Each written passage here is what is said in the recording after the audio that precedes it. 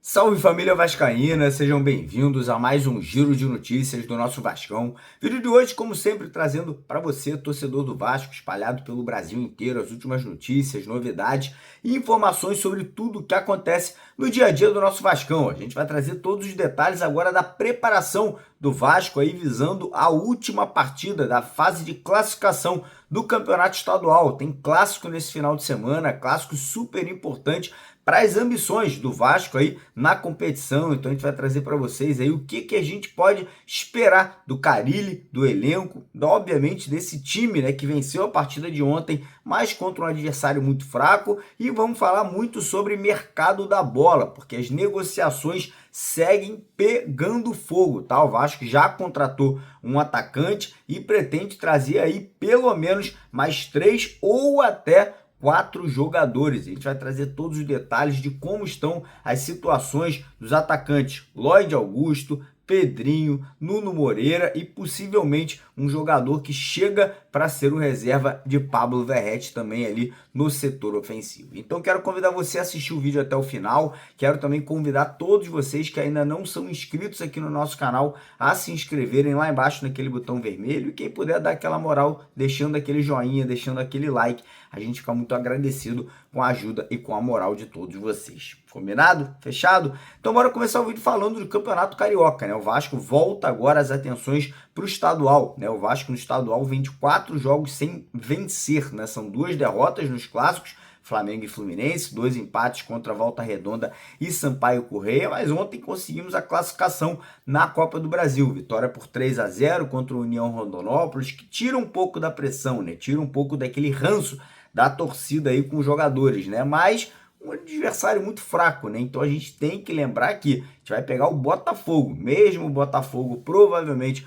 utilizando um time ali considerado misto ou até reserva, né, devido ao Botafogo estar disputando a final da Recopa Sul-Americana. A gente tem que vencer, e não só vencer, o ideal é vencer com margem de gols, né? Porque o Vasco está empatado em praticamente todos os quesitos com o Fluminense. Se o Fluminense, que vai encarar o Bangu, ganhar o seu jogo de goleada, o Vasco teria, obviamente, que golear o Botafogo, a não ser que o Madureira venha a tropeçar na sua partida contra o Nova Iguaçu. Então o Vasco é uma sinuca de bico, né? O Vasco realmente precisando aí fazer gols nessa partida do final de semana. E o Carille vai mexer na equipe, né? A tendência é que ele faça alterações. O Ryan entrou muito bem no jogo de ontem, o nosso Payet entrou muito bem no jogo ontem também, então o Carille aí podendo fazer algumas alterações ali no meio de campo também, né? A volta do Tietê ou do Jair na vaga do Matheus Cocão, que foi mal na partida ontem novamente.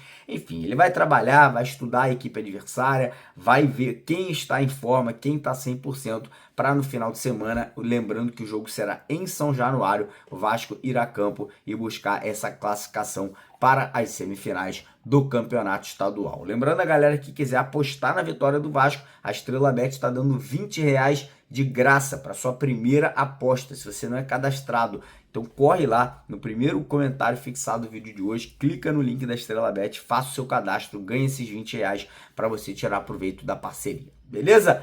Então bora seguir aqui o vídeo falando agora sobre negociações. Como vocês sabem, o Vasco já fechou a contratação do atacante argentino Benjamin Garré. Ele é esperado no Rio de Janeiro amanhã à noite, né? Aterrissa aqui no Brasil, vindo da Rússia, para se apresentar ao Fábio Carille. As negociações com o atacante Lloyd Augusto seguem avançando, né? O Vasco aí teria apenas alguns detalhes burocráticos ainda a resolver com o clube da Turquia, né? O Alanyaspor da Turquia, que é o clube que é o dono lá do Lloyd Augusto, mas parece que entre o Vasco e o jogador tudo acertado, tudo já confirmado, como eu falei, alguns detalhes ali burocráticos de pagamento, parcelas, né, como isso vai ser feito, mas a diretoria do Vasco está muito motivada que o jogador será atleta vascaíno. Tem também a situação do Nuno Moreira, né, entre Vasco e Atleta, mesma coisa, tudo acertado, tudo fechado, tempo de contrato, salário, bonificações, luvas. O que falta agora é uma referência financeira, que o Vasco terá condições de efetuar o pagamento, né? O Vasco tem uma dívida com o Casa Pia, que é o clube lá do Nuno Moreira, em relação à compra do Cleiton Silva, ano passado. Então o clube português quer garantias que o Vasco terá como pagar as parcelas, né? O Vasco deve fazer um pagamento em 6 parcelas ali de 3.500.000 euros, né? No total, tá? No total, pela compra do jogador. Porém, o clube português só aceita a liberação depois que o Vasco tiver alguma coisa bancária, alguma coisa ali referente ali que terá como fazer esses pagamentos aí das parcelas pelo atacante português. Temos também a situação ali do Pedrinho, tá? A situação do atacante Pedrinho do Shakhtar Donetsk. O Vasco fez uma proposta, tá? O Vasco formalizou ali uma proposta, segundo informações, pelo atacante brasileiro de 26 anos, né? O Pedrinho, que jogou no Corinthians, começou muito bem no Corinthians, passou pelo Galo, mas teve muitas contusões lá na Rússia, né? Lá no Shakhtar Donetsk não vem sendo muito utilizado. O jogador tem vontade de voltar ao futebol brasileiro e o Vasco fez uma proposta de 1 ano de empréstimo, né, para ver se seduz, né, para ver se ele consegue a vinda do Pedrinho aí até o meio do ano que vem, né, ou até fevereiro do ano que vem por empréstimo com a opção de compra, né? Parece que o Carille teria aprovado essa negociação, né, teria sido ali um jogador indicado pelo Fábio Carille. E aí a gente chega num quarto nome, né? Aí a gente chega num quarto jogador que também pode estar chegando, tá? Que é um atacante e um atacante de mobilidade, né? Um jogador que chegaria, primeiro, para ser aquele reserva do Pablo Verratti, mas com características diferentes, né? O Carille parece que quer um jogador com mais movimentação, né? Que poderia até mesmo jogar com o Verratti, né? Um jogador que poderia ser um segundo atacante, parecido com o que fez o Ryan ontem quando ele entrou na partida. Aí muita gente vai falar, pô Mário, então por que não utiliza o Ryan? Por que não usa o Ryan? E vai usar. A grande questão é, o Ryan ele muito provavelmente será vendido esse ano,